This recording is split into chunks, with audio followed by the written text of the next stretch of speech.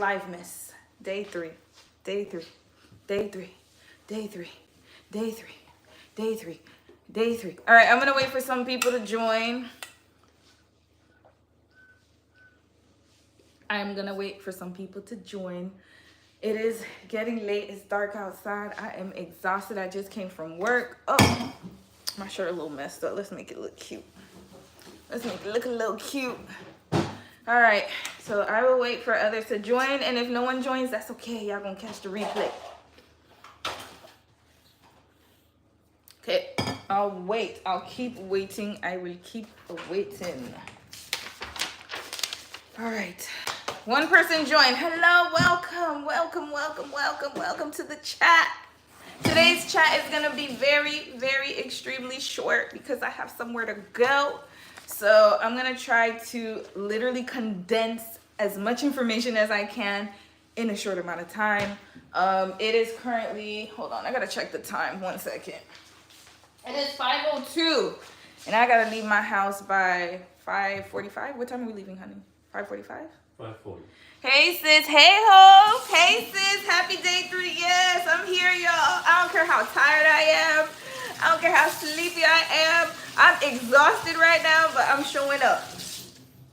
We're gonna show up every day. So today's topic, actually, it was so crazy because I wasn't planning. Hey Romy, hi, good evening. Hi CFT, thank you, thank you, thank you. Welcome to the live, welcome to the live. Isabu said hello. The Dev Studio, hey girl. Alana's got a question. You sure you can only speak for a little under 40 minutes? Yes sis, I'm trying a lot, I'm trying. I'm gonna get right into it though. So if I don't answer your comments, I'm so sorry today, but I have to get into it. So today was actually gonna be a part 2 of yesterday's live because I was gonna teach y'all how to have a roster and what to put on your roster like in detail. However, there have been recent developments in the world that we live in today. I don't know if many of you guys know, but South Korea is going through it. Actually, the whole world is going through it. So first, we got the recession going on. Inflation is high. Canada postal workers are striking in Canada. We just recently had port workers striking. There's just a lot going on. And now South Korean President Yoon Suk-yeol, I believe is his name. Yeah, Yoon Suk-yeol has declared martial law. So I'm gonna get into it. Y'all know I used to live, in case it's your first time on this channel, I used to live in South Korea. I lived in South Korea for about 6 years. I'm not an expert in Korean politics, but I'm pretty well versed, and I studied a lot about the democratic movement, you know, a lot of different things that happened during the Korean War, and also Korea's rise from a hermit kingdom. So they were like homogenous society, not homogenous, what am I saying? From royalty until democracy. So from the times of the kingdom, you know, like Sheila, what other kingdoms are there? Sheila, I forgot the kingdoms. I did, but I forgot the names. There's Joseon, Sheila, a whole bunch of them, okay? The dynasty period. Y'all done seen the dramas with the whole, you know, when they had all the head scarves and stuff, like the royal kingdom era until democracy, okay? So now, I may not sound really proper right now, but I researched a lot. I have a whole bunch of paperwork here so I don't miss anything. So we're going to get right into it. Again, I'm sorry if I don't answer a lot of questions. I'll try to answer at least 1 or 2 in between the live, but I really got to hurry up today. I'll also watch my speed, so I don't want to speak too fast in case people can't catch up. Also, by the way, my husband Dom has a YouTube channel. If you haven't had the time to subscribe to it, please do. This is a call to action. Dom's YouTube channel is Dominic Bjorn, so DOMINIC Bjorn, BJORN on YouTube. It's linked in my bio, and I'll check the I'll probably put it in the description box after this video. So y'all go subscribe to him and check him out. He's gonna have some new videos coming out, and he is also Korean in case it's your first time on this channel, so he might have some more information about what's going on right now. I'll see if he can talk about it, but he's packing his meals, so I don't want to disturb him. All right, so what's happening in South Korea? In case many of you don't know, this morning, matter of fact, I didn't even know. So I'm, you know, going about my day, going through my daily routines. I ended up going to work, and all of a sudden, well, he's a friend now, but he was my ex-executive director. He messaged me because he knows Dom and I, and we've been out with him and his wife. He's very lovely people. And he told us that, like, he messaged me, and he's like, hey, I hope Dom's family is okay. And I was like, what happened? I'm thinking like there was a disaster or something in Korea, and then lo and behold, he sent me an article about the martial law. Now, why is martial law very important? Some people might not understand what's really going on, so I'm gonna break it down for y'all. Basically, martial law is when the country doesn't have confidence in its president, and the president kind of puts an executive order where martial law is in effect. So martial law affects freedom of speech. It also affects people from protesting. It's basically going back to the authoritarian kind of structure. So when a country invokes martial law, it's basically using the military to kind of silence opposition. So that's pretty much what he did. So in his words, and I want to make sure that I get this right, he said that, you know, he feels like the opposition party has a lot of North Korean influence. So he as a president feels like they are pro North Korea and they're going to destroy Korea's democracy, South Korea's democracy. So for him, he feels like he had to invoke martial law in order for things to kind of settle down. Now, usually martial law is used in extreme cases. So I know that in Canada, like a few years ago, we had the Freedom Convoy, and our Prime Minister, Justin Trudeau, he evoked, I think, the Emergencies Act or something. I forgot what the act is called. I'll have to remember. I can't remember it off the top of my head. But it's kind of similar to a martial law where anyone who's protesting will have to be silenced, and they're trying to get things back into order. So basically it's dissension. When people are kind of going crazy, you know, there's kind of not anarchy, I wouldn't say anarchy, but it's headed that way because people are starting to protest. People are upset about what's going on. And the president they can actually evoke these kind of orders. However, there are laws in place to prevent this from happening. And in case it happens, you don't want a president to have full authority or a prime minister to have full authority. So as in the case with South Korea, you guys are going to find out what happened this morning. So let's go back to 2022. I have to explain everything from back to now. So this president, he was elected in May of 2022. He was elected after Moon Jae-in.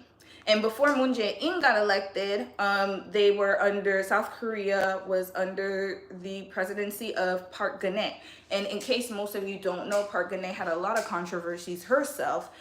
She was basically impeached because there was just a lot going on, y'all. I can't go into it's a lot of history, and I don't want to have to make maybe I'll make parts of it. If you guys are interested in knowing more about Korean history and political history, I definitely can make more videos about that. But let's just say she got impeached, and rightfully so. This lady was doing some crazy stuff. There were shamans involved. She was doing a whole bunch of craziness under she was putting the country at national risk. And this is why she was impeached. So now let's move on to Moon Jae-in. So President Moon, in case you guys don't know, in South Korea, it's like everyone has 5-year presidencies. So it's not like the US where you have 4 years and you get reelected. You can only serve 1 term in Korea, and it's for 5 years. After 5 years, you out. So usually what happens is if you get a good president, those 5 years are great. But if you get a bad president, those 5 years are horrible. And they try to do as much damage as possible within those 5 years. Why? Because they know they won't get reelected again. So usually this is what happens. And by the way, South Korea got its democracy after the 1980s. I will touch on that. So now this president was elected, and then he decided, so every president since democracy started in South Korea has lived in the Blue House. So the Blue House, which is called Chonhwa-dae, it is the equivalent of the White House, and is the equivalent of Parliament in Canada. And basically every president that has been elected has lived there. This president chose not to live there. He wanted to live where the old US military base is located, which is in Yongsan. In case most of you guys don't know, Yongsan is near the Itaewon district. I'm gonna touch up on that.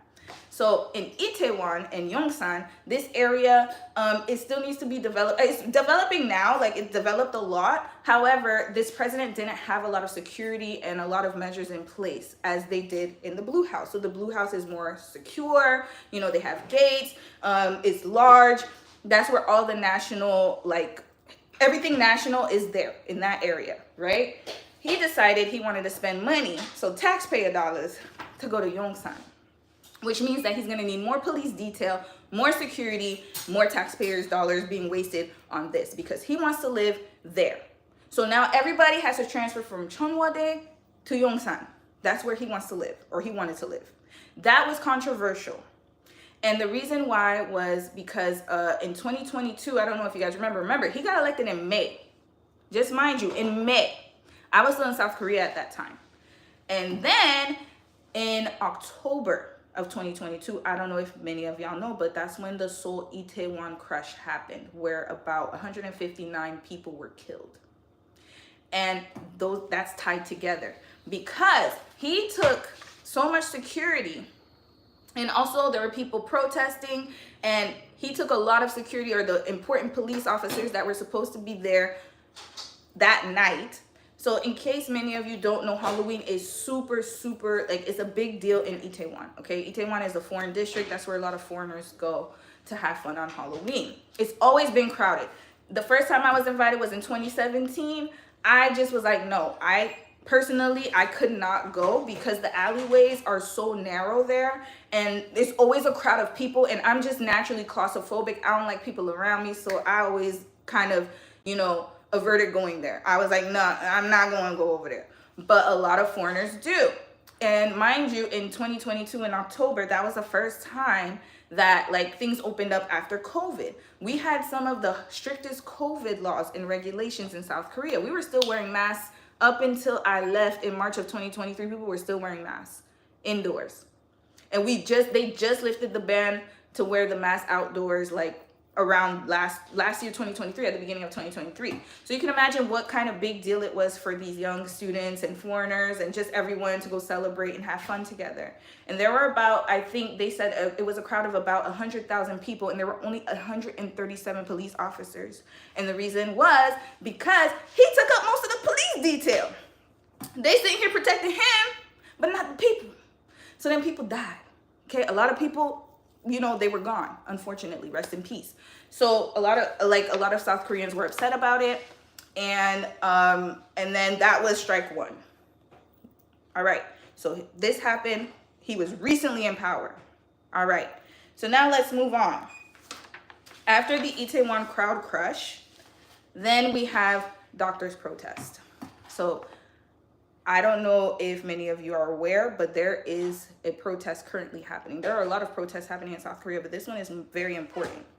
A lot of South Korean doctors are on strike. All right. So I don't know too much detail, and maybe my husband can pipe in, but I'm going to read what's going on from here because I knew a bit about it, but I want to make sure I get the facts right. So basically, prior to 2000, doctors in South Korea, they prescribed and sold medicine. So they were pharmacists and they were doctors, right? So, in the West, we have pharmacists, doctors prescribe drugs, but we go to the pharmacy to pick it up. But in Korea, they prescribed and sold it, all right? So now this sparked concern about conflict of interest for doctors and overconsumption of drugs for patients, which makes sense because if you're a doctor and you're giving people the drugs and you're prescribing it, of course you're going to try to make money. So there's that. Now, doctors had incentives to diagnose as many conditions and sell as much medicine as possible to jack up their revenues. And in the 90s, drug bills accounted for about a third of South Korea's expenditure on medical services. So now, that was happening in the 2000s. Then the National Assembly in 2000 passed a law mandating the segregation of prescription and dispensation of medicine so that only pharmacists could sell drugs. That's how it is in most parts of the world, so that makes sense. In response, doctors of all stripes threw up their hands and closed their hospitals. So they were upset. They're like, we ain't making no money. We're just gonna close shop. All right. So during COVID 2019, when South Korea's lack of doctors became self-evident, the former president Moon Jae-in wanted to increase the number of medical students to build public medical schools, and the students would be fully funded, and then they would go to remote areas to provide care to people. There's a large elderly population in Korea, so they need as many doctors as possible to take care of their aging population. However, doctors went on strike, And then President Moon just basically, he backed up on the plan. He was like, you know what? We're not going to do this. We need these doctors, so we're not going to piss them off. We're going to keep them calm. However, Yoon decided that he's going to keep these reforms. So in 2023, patient after patient died from delayed treatment due to a shortage of physicians. Some in roaming ambulances that failed to find hospitals with a specialist at hand. That is exactly what's going on today in Canada as well. We don't have enough doctors. So this is going on in a lot of parts of the world where we have aging population, but not enough people to care for them. And in February 2024, Yoon, he decided to go ahead with the plans to increase the quota for the medical degrees. So he's saying, hey, we need more doctors, we're going to increase it. And he increased the number of newly enrolled medical students from 3,000 to 5,000. So within the next 5 years, it's going to go from 3,000 to 5,000. Okay. And medical schools agreed to accept 4,500 new medical students for 2025. Now, because the doctors were pissed about that, 90% of South Korea's 13,000 junior doctors resigned in February. 90%. And they haven't come back since. So it's been 8 months that there have been places in South Korea that do not have doctors. And the consequences, this is an article, I'll link it in the description box. The consequences are dire. Due to acute staffing shortages, some hospitals cannot admit new ambulances, leading to more preventable deaths. The number of patients that missed the window of opportunity for treatment soared by 40% compared to last year. Okay, so now it's been 8 months since the doctors have been on strike. So this is all happening since he got, mind you, he got elected in May 2022. It is December 2024. This man done caused the Itaewon crash. Well, he wasn't responsible, but there was a large reason why. Like, if it was totally preventable. Let's just put it that way. That incident was totally preventable. And it just shows the lack of care and concern. And now with the doctors, I understand the point of that. I don't want to get too political, but I get it. However, he is not, like, basically people are not, they are tired of him. They think that he is not for the people. And they're not agreeing with his policies and the way that he's going about it. And now we got more. So the article goes on to explain how because you remember Korea is a very classist society, all right? So I'm gonna keep it real with y'all. A lot of people that are in medical school are privileged. And they don't want to lose their privilege. That sounds very familiar, doesn't it? I mean, we can tie it back to so many other stories around the world, right? So a lot of people don't want to lose their privilege. And I think that now that things are reforming, there are a lot of people who are upset. Now, this man is very unpopular. He's been unpopular since he got elected. But he won literally by a landslide. And they're saying that a lot of elderly people voted for him. But a lot of the younger generation did not want to vote for him at all. So now, his wife, let's get to his wife, because remember, I don't have too much time. So you got the doctor's protest, and then you have the Itaewon crush. There's other stuff that happened in between, but those are the main ones. And then his wife was taking money. Okay. She was taking money. She was using her influence to get free stuff. Now, they said she accepted a bribe of 3 million won and a Dior bag from a pastor. And this was caught on camera. So she's in her own scandal. So he's on his scandals. His wife is in her scandals too. Because she been going around using her influence. Like, I'm the president's wife. Give me stuff. And bribing people. Using bribery to get things done. So now, people mad about that. So now, remember, this is all happening within the last 2 years. This man only been in office since 2022. Been 2 years. So now people are fed up. They want him out. They are tired of it. So now, I'm going to continue. So, this is what's going on today. Now we're fast forwarding to today, 2024. So, President Yoon Suk-yeol declared an emergency martial law because he said it's necessary to protect the country from the threat of pro-North Korean forces. He accused the opposition forces, so opposition party. There's the People's Party and the Democratic Party. He's part of the People's Party. The opposition is the Democratic Party. So think of it like Republicans and Democrats. Or in Canada, we think of it as the Tories versus the Liberals versus NDP. So he accused them of sympathizing with North Korea and conducting anti-state activities, espionage. That's what he's accusing people of. Now, South Korea hasn't used martial law since 1980. I'm going to touch up on what happened in 1980. Parliament and National Assembly are controlled by the opposition. So the opposition party control Parliament and the National Assembly. So this is why it's so important to have a democratic system where systems and checks and balances are in place, because y'all gonna see why this is very important to know the political system. And I've been saying that in so many videos of the country you want to live in or the country you are living in right now. You need to know the political system. I'm telling you guys, this is very important. Parliament is able to overturn the measure. So basically when he declared the martial law, Parliament was like, hold my, you're not gonna do that. You don't have the right. Under these laws, you're not allowed to do that if we don't want that. So this is exactly what happened. The president thinks it's necessary to uphold constitutional order, and Parliament disagrees. They're like, we don't need to call martial law. You're crazy. Because people don't like you, you're crazy. So you're scared that your run is over. Basically, he knows his time is ending. It's closing. Everything is closing in. So he's trying to bang down the gavel, basically. So martial law in South Korea, this is what martial law entails. All political activities, including protests, party actions, are banned. Martial law also restricts the activities of media outlets and publishers. All right? So then it goes on and on talking about his corruption, which I touched upon. The military, though, they can block Parliament from functioning. So that's why y'all saw them tanks go into the assembly. They can do that. The military can take control under martial law. Okay, so there were protests for his impeachment prior to this. So that's why he invoked the Martial Law Act. All right.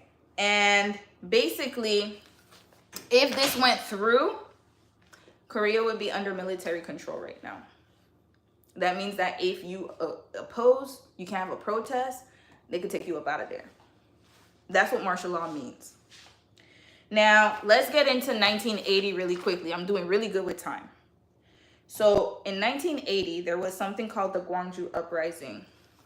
And this is a very, very, like, if you have ever seen the drama, The Taxi Driver, if you've never seen it, I would highly recommend you watch that drama, because it kind of shows how everything kind of unfolded, but from the eyes of a local taxi driver. It's a very sad movie, but it kind of shows you that. And it's kind of similar to Tiananmen Square, because in the 1980s, that's when a lot of college students decided to protest, especially authoritarian regimes. Everything that has transpired in our generations, all social movements, a lot of social movements have started out on college campuses.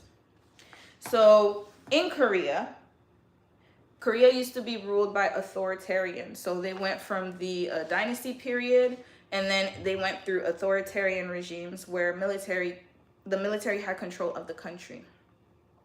And in 1980s, Park Geun-hye, that was the president before Moon Jae-in, her father, Park Chung-hee, was one of the military, I guess, I want to call them generals that was in charge of the country. And he got assassinated. After he got assassinated, there was a coup, a military coup, and then Chun Do-won became the leader of the country during that time. However, people did not agree with this, and they protested against it. And he basically called or invoked martial law at that time because people were against it. So history always repeats itself, y'all. And thankfully, this time, Korea has learned from the past, and they're like, no, we're not going to go through this again. We're going to do this the right way. So during that time, he expanded martial law, and it suspended the constitution, banned political activities, and it closed universities all over Korea. Now, there was one university or several universities that were still protesting, and the one in Gwangju is the one that's the most notable in particular. So now a lot of students and activists began to protest. And a lot of those student-led demonstrations took place in Gwangju, South Korea. So what happened in the uprising? So in May 1980, May 18th to be particular, students in Gwangju protested against Chun's martial law and authoritarian rule. Demonstrations were met with brutal suppression by special forces, including violence and arrests. There was a lot of civilian resistance. As the violence escalated, citizens joined the protest. So the citizens saw that the students were protesting and they joined in with them. And they themselves, like, basically were trying to resist the military occupation. And on May 27, so a few days after, the president decided to take the military troops there, and they decided to just, basically, you suppress the people. And a lot of people died. They said they were unalived. Sorry, I'm on YouTube. So a lot of people were unalived, between 200 to 600. And since that time, so that was the last time martial law was invoked in 1980, mind you, in the Gwangju uprising. So now in 2024, this is why South Koreans are upset and opposed to it, because it brings up the memory of that incident, and that's such a stain on the country's history. So the reason I'm bringing this up today is because I want you guys to really understand that the world is very unstable. It will always be that way. Sometimes there are times where we're good, and it's a cycle. There are cycles where the economy is doing great, everyone's doing great, and we can all live peacefully. And there are cycles of turmoil. I would say since 2001, since 9/11, mind you, I'm a millennial, so that's all I can remember. Of course, there were times from before, but I would say since 2001, things have been very unstable, especially within the last few years. You have Russia and Ukraine, you have Israel and Gaza, then you have the stuff going on in Haiti, stuff going on in Venezuela. You have so many uncertainty. You have things going on in the US, things going on in the Congo, Sudan. There are a lot of regional conflicts, regional and international conflicts. So what can you do during this time? Because remember, these things are out of your control. The only thing you can do is, one, learn about your country's political system to see how you can vote, because there are systems in place to protect you. And we see that happening in real time in South Korea. The president tried to be all tough and be like, I'm going to bring down martial law. And the people were like, no, you're not. Because we have in our constitution that you can't do that. And you're not going to do that. Can't stop, won't stop. You won't do that. You're not going to do that. And now it's getting to the point where he's probably going to get out soon. Because they're like, oh no, you really thought this was a game? Because one thing I know about my Korean folks, and Don will even testify this, they played a long game when it comes to pettiness. They are petty. I don't know if you guys have ever seen, like, Koreans, the forgiveness level is low. If you see a lot of dramas, like, not dramas, like, you see a lot of K-pop stars, right? If you make a mistake, they will not let you forget it. They are on your tail. They will make sure you pay for it. And because he did that, people are like, oh, nah. All right, you thought this was a game? So y'all going to see in real time what's going to happen. There's probably going to be protests, and he's probably going to be gone. He's going to be up out of there soon. But now I'm bringing it to you. I tried to give you guys a short history. So what can you do in times of uncertainty? One, you need to straighten your financial position. You need to start building. Please, please, please, please. You need to start saving money. Save your coin. Because you never know what's going to happen. Layoffs are right around the corner. Just the other day, the Canadian government announced, and these are public servants. The Canadian government announced that at least 5,000 people, their jobs are going to be cut by next fiscal. So people are getting their marching orders right now. Don't get too comfortable at your job thinking that you're going to be there forever. Because tomorrow they could be like, you know what, you need to go. We don't have enough for you. We don't have enough resources to keep you. When Trump gets into office, he said he's going to slash public service and education. If you're a public servant, I know it's a cushy job. I know it made you comfortable for a long time, but you need to start saving and need to have those things in place. And I know it's easier said than done with this economy, but if you could get at least 3 to 6 months worth of savings, at the very least, stop spending money on things that are very unnecessary. You got to stop doing that. Stop spending money. I know people like to do self-care. That's why I stopped. To be honest with you, I used to wear makeup all the time. I used to get my nails done, hair done, and then I realized that I was wasting money. I know it's nice to be cute and all and, you know, always go out, but in these times, you have to make do with what you have, because once it's gone, it's gone. It's going to be hard to rebuild, especially now with the job market the way it is. Lil Mama said, I'm allergic to spending unnecessary money. It is what it is. I know some people, they find pleasure in that, but you have to find ways to cut costs. I know it sucks, but that's reality. We cannot be so secure. You have to be uncomfortable. Make yourself uncomfortable. I beg you guys. Revise your budget and diversify your income streams. Try to find and pick up different things to make extra money. So when that time comes, and if that time comes where you no longer have the position that you had, or you're not making enough, you at least have something to fall back on. We live in the economy we live in right now.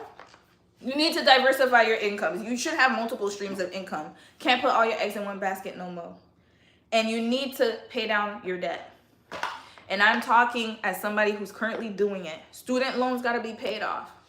Car note, make sure it's starting to be paid off. Really crunch down on your budget. I'm not saying that you can't enjoy your life, but I'm just saying that there has to be a balance to it.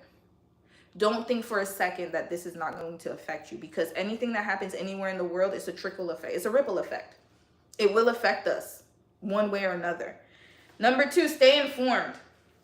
Start to watch and follow the news. I know sometimes it can get very negative. I know sometimes it's very hard. Hold on, y'all. I got to check the time.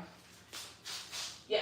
I'm still okay. I gotta get going soon. I know it gets negative, but please find reputable sources that you can follow, where you can follow the news and see what's going on. It's good to stay informed, but not too immersed. You don't want to go in down a rabbit hole, and then just like consume all of this media, and then you start to get scared. Stay informed, but also limit your exposure to things and fake news, basically. Try to follow reputable sources to find out what's going on and keep yourself informed. You need to learn new skills. Learn new skills so that if the time comes where you're laid off or something happens, you have skills to fall back on. And you need to build connections as well. And explore getting yourself certified in different things. Try to improve yourself so that way you're still marketable. And even if you can't find another job, maybe you could open up a business. Maybe you can have a side hustle. You can do so many things now. Nowadays, we have the internet. We have different types of connections where people can use their skills to make some really good money. You can even start a YouTube channel. You can start a podcast. I know it's oversaturated. I get it.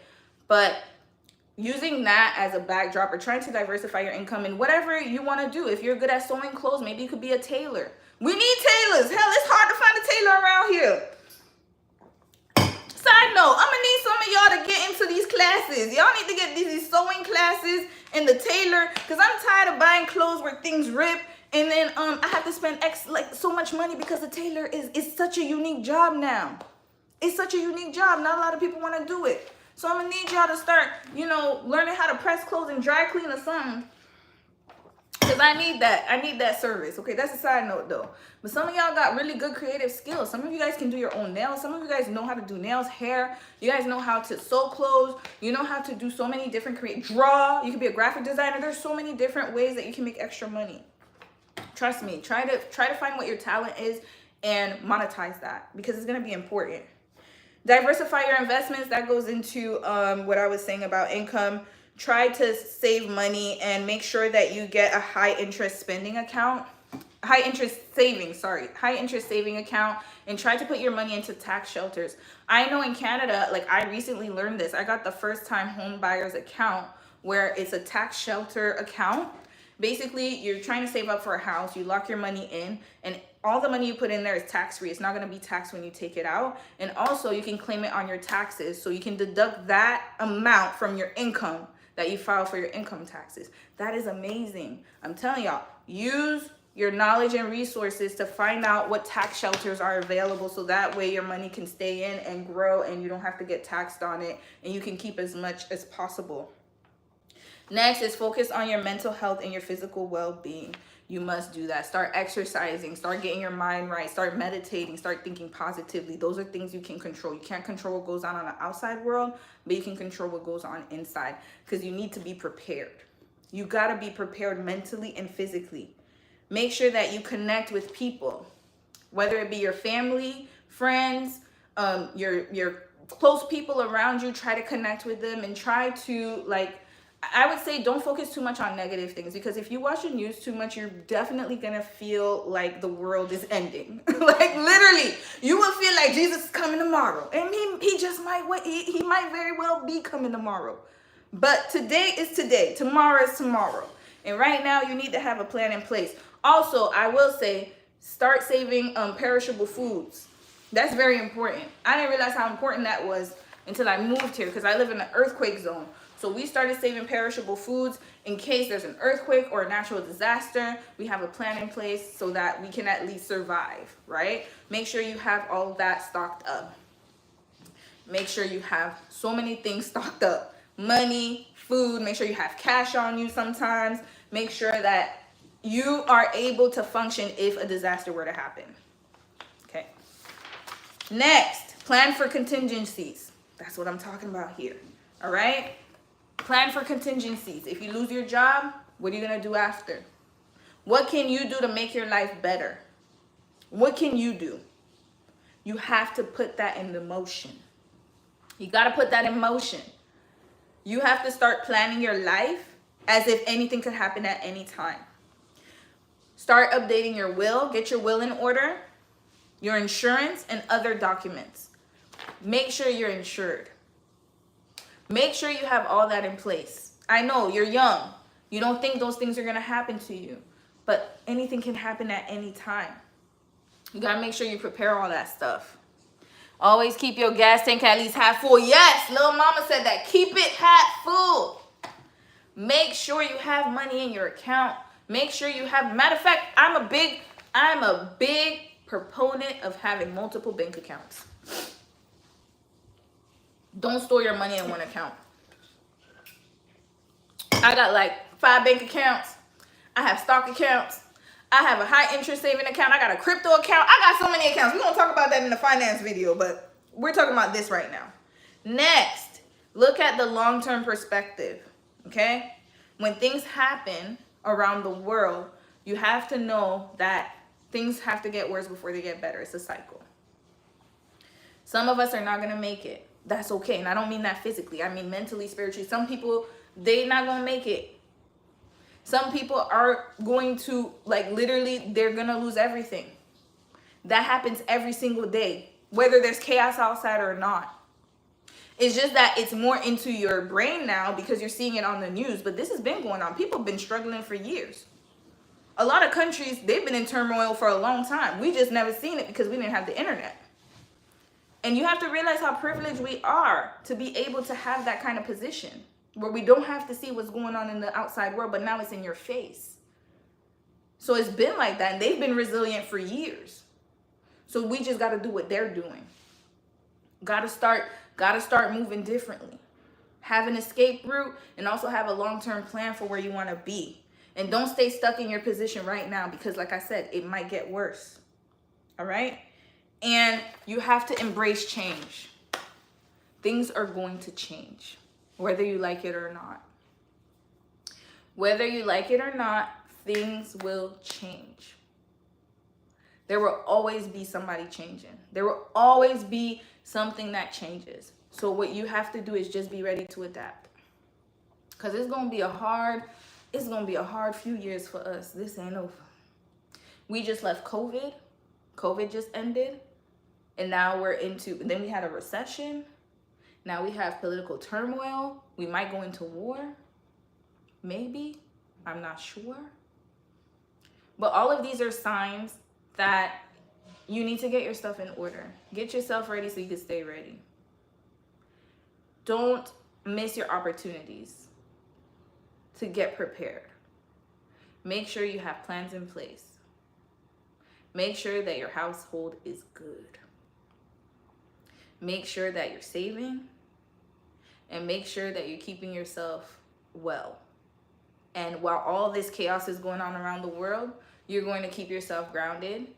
If you're religious, lean on God, but also take action to make yourself better and get yourself into a better place and a position for the future. So that's all I had to say today. I have to get going. But yeah, it was just an impromptu live because there's just a lot going on. And this is ongoing, by the way, guys. So we don't even know what's going on. There's just so much going on. We don't even know what's gonna happen. You know, the parliament basically put out the motion for South Korean president to, you know, rescind his martial law, which he did. But then we don't know what's going to happen in the future and for the next few months and for next year. New Year's coming up. And, you know, there are a lot of changes that are going to happen. I'm not even going to sugarcoat it for you guys. There are a lot of changes that will happen and they will affect you. And don't think because you don't live in those places that it's not going to affect you, because it will in some way, shape, or form. Off topic, but I love how you always have plans or somewhere to go after your lives. I hope I can be this busy too in the future with things to do. Okay, you will be, girl. You will be, sis. Thanks, very important. Hi, Dom. You too. Enjoy your evening. See you tomorrow morning. See you tomorrow, Hope. Yeah, I'm going to get off now. But yeah, get your house in order, y'all. Get your house in order. All right. On that note, I gotta go. I will see you guys tomorrow, and we'll get back to regular scheduled programming unless something develops, and then I'll have an update for y'all. But in any case, I will see y'all later. Bye.